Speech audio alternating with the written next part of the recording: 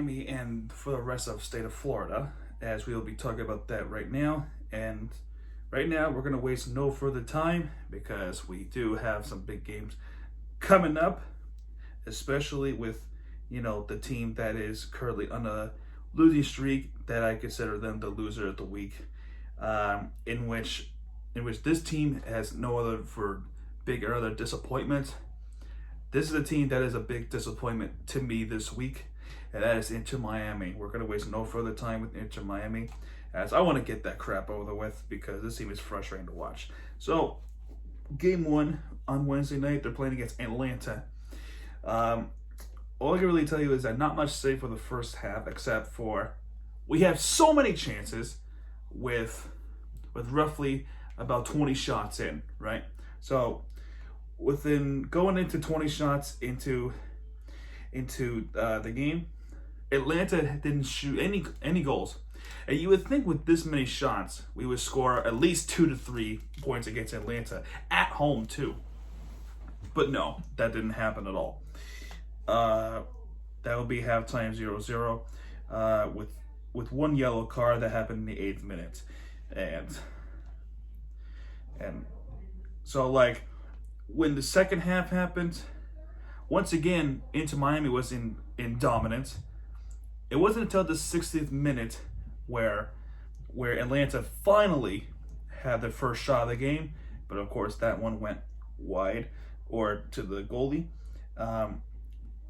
In the 80th minute, the former Atlanta player, Brek Shea, with a very nice goal actually, went from the corner and across, and then the little tiny gap that would put the game 1-0 against Atlanta. Brek Shea, you wouldn't even think that would score this many points.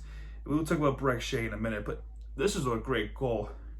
And you would think by this point it would be game, set, and match with 10 minutes left to go. Well, 3 minutes later, Jack Morane from Atlanta, 3 minutes later. Keep in mind, we had 21 shots in at this point, but they only had about 1 shot in. So we should have scored that many points. But 3 minutes later, after the first goal, they conceded an equalizer. And that was only the second shot of the game. This pissed me off to the point where I pretty much said they better freaking score this or not concede another one, because then there'll be a classic Inter Miami way of losing. But they drew at the end, after all of the shots, after everything, they only draw 1 point. Only 1 fucking point. This was unacceptable ending. This should not have happened. 3 minutes in, that should not happen at all. This is the game that was winnable, that we clearly should have won. If it wasn't for that goal, we would have won the game right away. If it wasn't for all the goals that we could have scored, then this would have been a whole different story. But no. The game ended 1-1. This was out of all the games this weekend and this week, this one was the most frustrating one ever. The game that we should have won. Yesterday, it was no better. No better at all. First off, this game, the defense was awful. And I'll talk about the thing called goalkeeping howler, where John McCarthy needs 6 minutes. Only Bojan Krick from Montreal, by the way, we're in Red Bull Arena, you would think with 1-0, they would come back to win it 2-1 like they did against the Red Bulls in Red Bull Arena.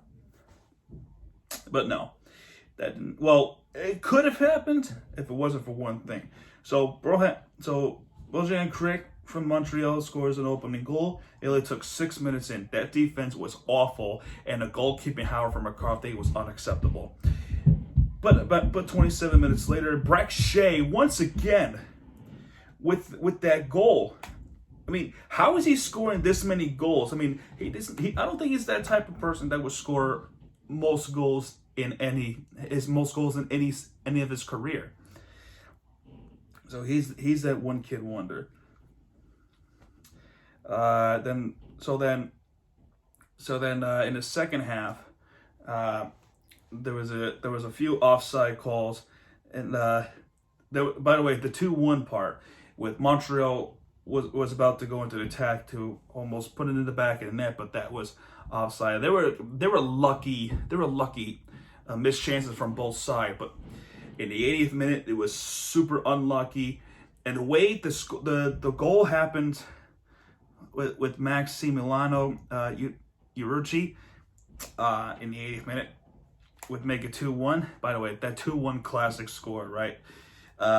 So that's the same goal that happened when we had against Atlanta.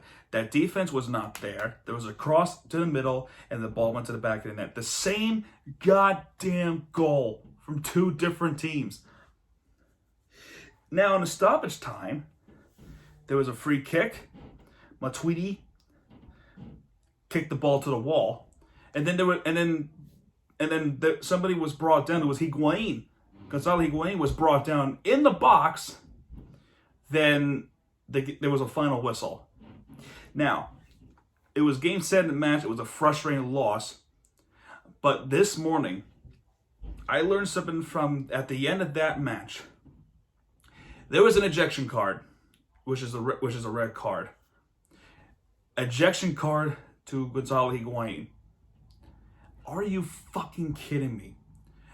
It's exactly the same thing happening to every other game back in the first 5 months of our season. 2-1 final score. If there's a red card, then it's totally perfect. This is the worst week I've seen so far for Inter Miami. With 2 games in, they could have won one game, they could have won both games, but they blew it. This was an unacceptable performance. They should be deep shame, and that's why they are the loser. The big fat L loser of the week. Now, with that frustration out of the way, let's talk about college football. College soccer. I don't really talk much about it because one, they're not really a big deal. But all I can tell you with college soccer is Hurricanes lost 2-0 against Pitt. That's really all I can tell you. I didn't watch the game because there's really no big deal with college soccer, especially if they're not really a good team. College football, however, is a big deal. They played against Pittsburgh.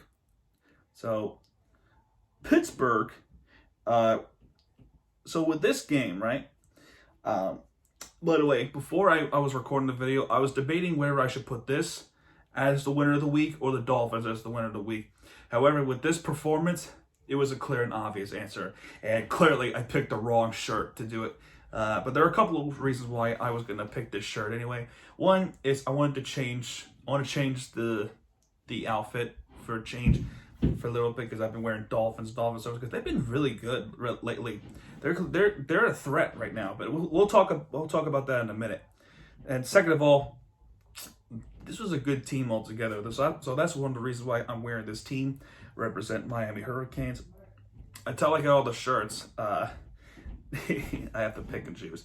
But anyway, in the first quarter, Cameron Harris with a 35-yard pass from De'Ara King to make it 7-0. Now, in the second quarter, Will Mallory with the 60-yard pass from De'Ara King to make it 14-0. And from that point on, the Hurricanes defense after that touchdown in the third quarter, they've really been struggling. The offense was struggling as well in the third quarter, but we'll talk about that in a minute. But the rest of the quarter, for the second quarter, it's been field goals for Alex Kesman for Pittsburgh. By the way, their names are the Panthers, so this was a nice game to watch. It was an enjoyable game. So Mike Harley with a 38-yard pass. This was a great pass. This guy literally pulled away all the defenders and just went into the end zone, no problem. And after that, it was a field goal with 9:21. And then at that point, King actually threw an interception, and then Pittsburgh Penguins hockey Panthers actually took over. So with that touchdown with Daniel Moraga with the 1-yard pass, Joey Yellen from that interception looked really good. Although since that touchdown, it's been all Hurricanes. So there was a little struggle with the Hurricanes. Each quarterback threw their own interceptions. It was the turnover, especially near the 6-minute mark, where Yellen just threw a costly interception to the Hurricanes, and from that point on, it didn't look good for the Panthers. And Will Bellari with his second touchdown of the game from De'Ara King to make it 28-16. Alex Kesman with 30-yard field goal. Jose Belargis with the 37-yard field goal. That's pretty much the end of the game. This is a good game. I was contemplating to put this as the number 1 team of the week, but after a dominant statement from the Miami Dolphins to pretty much put the stomp on the New York Jets. And how do they do it? I'll talk about it right now. So in the first quarter, Adam Shaheen for the 4-yard pass from Ryan Fitzpatrick to make it 7-0. And then the second quarter, Preston Williams with the 3-yard pass to Ryan Fitzpatrick. Preston Williams was his third touchdown in the game. Durham Smith with a 4-yard pass. They were all in the red zone to make it 21-0. So 21-0 in the first half. Now with the Jets, their offense was lackluster. Now there was a note. So Sam Darnold was not starting the game. It was Joe Flacco. And Joe Flacco is a big name in the NFL because he was with the Baltimore Ravens. Won a Super Bowl against the 49ers in 2013. He's 7-0. Before this game even happened, he was 7-0 against the Dolphins. All-time record, including the playoffs. So that made me nervous. So as the game progressed, the defense was all over Joe Flacco, with the receivers not catching the ball, not converting a third down. That all lead up to the third quarter with only 1 field goal. Now, both defenses are starting to get red hot, and it wasn't until the fourth quarter where drama happened. Now, it's only 24-0. That's a final score, but this is an interesting score, right? So, in the fourth quarter, Jets are starting to finally look good. Their offense are starting to become a threat, but the defense never lets them score. Never lets them score at all. Not even the 55-yard field goal when it went wide left. He missed that field goal to make it remain 24-0. Now in the near the 12-minute mark, when Fitzpatrick threw a deep ball to left field, Marcus May picked it off. And there's one thing I will give the Jets credit. That was a remarkable interception. So I'm pretty humiliated with that interception, but the football pretty much landed on his ass crack and pretty much held on to it, and somehow the ball did not even land on a turf. So that was a remarkable interception, and from that interception they were a big threat again. They're about to score their first points of the game, but then what happened with the Jets pretty much cost them the game. It was a 26-yard sack. That to my knowledge, it's the largest sack I've seen in my lifetime in football. There might be bigger ones that I don't even acknowledge. If there is a larger one, let me know in the comments below. But my knowledge, largest sack in Dolphin history, 26 yards on Joe Flacco, and they were going to score a field goal, and they forced to punt it. This game also has unique with third downs too. The Dolphins didn't even convert a single third down. Jets converted 2 or 3 third downs with 1 fourth down conversion. And when the game was near 2-minute warning, Joe Flacco, before the Joe Flacco incomplete, and the intentional grounding in the second half, there were so many chances the Jets could have, break the shutout, and just couldn't do it. Dolphins defense, they're making a statement. They're thinking the 49ers W was a fluke. Think again. Then in the 2-minute warning, Tua came into play, got some minute time. Fitzpatrick was benched, because he's done for the game. There's nothing else for him to do, and then finally, not finally, because the game is over anyway. Tua with his first possession, pretty good actually.